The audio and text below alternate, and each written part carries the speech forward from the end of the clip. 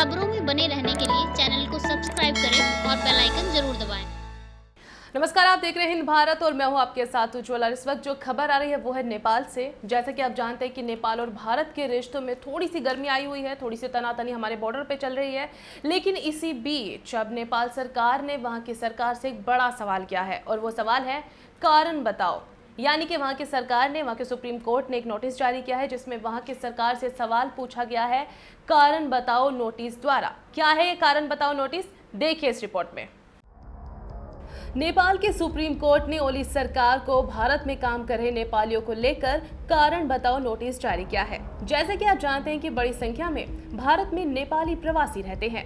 आपको बता दें कि नेपाल भारत सीमा पर शांति और मैत्री संधि की वजह से बॉर्डर पार करना आसान है और यही वजह है कि काफी संख्या में नेपाल के लोग भारत में काम करते हैं। नेपाल के सुप्रीम कोर्ट ने ओली सरकार को भारत में काम कर रहे नेपालियों को लेकर कारण बताओ नोटिस जारी किया है। नेपाल के सुप्रीम कोर्ट ने सरकार से पूछा है कि भारत में काम कर रहे नागरिकों को विदेशी रोजगार की श्रेणी में क्यों नहीं रखा गया और उन्हें दुनिया के बाकी देशों में काम कर रहे नागरिकों से अलग क्यों माना जा रहा है। दरअसल नेपाल के सुप्रीम कोर्ट में एक रिट पिटीशन पर सुनवाई चल रही है। Forum for nation building Nepal की तरफ से निर्मल कुमार उप्रोती और दीपक राज जोशी ने याचिका दाखिल करके भारत में काम कर रहे नेपालियों के दर्जे को लेकर सवाल किया।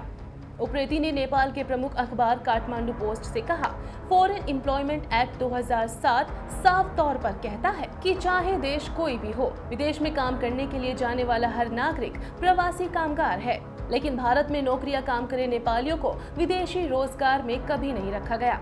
सरकार उन नागरिकों का कोई रिकॉर्ड नहीं रखती जो भारत में काम कर रहे हैं। एक रिपोर्ट के मुताबिक भारत में करीब 30 से 40 लाख नेपाली काम करते हैं। याचिकाकर्ता ने कहा कि विदेश में काम कर रहे नागरिकों में सबसे ज्यादा लोग भारत में हैं, क्योंकि दोनों देशों की सीमाएं एक दूसरे के लिए खुली हुई हैं। जहां किसी तीसरे देश में काम करने के लिए नेपालियों को लेबर परमिट के लिए आवेदन करना पड़ता है, वहीं भारत में काम करने के लिए किसी परमिट की जरूरत नहीं पड़ती। इससे माइग्रेशन से पहले ही इंश्योरेंस जैसी सुविधाएं भी नहीं ले पाते हैं।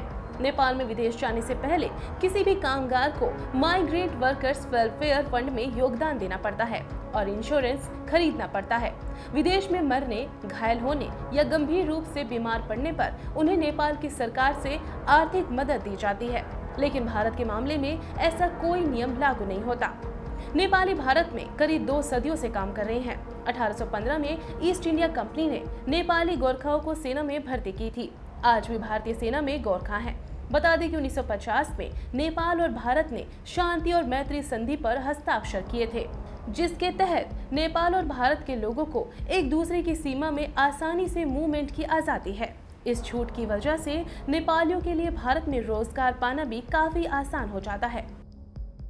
देश विदेश से जुड़ी हर खबर के लिए देखते रहिए हिंद भारत। नमस्कार। खबरों में बने रहने के लिए चैनल को सब्सक्राइब करें और बेल आइकन जरूर दबाएं।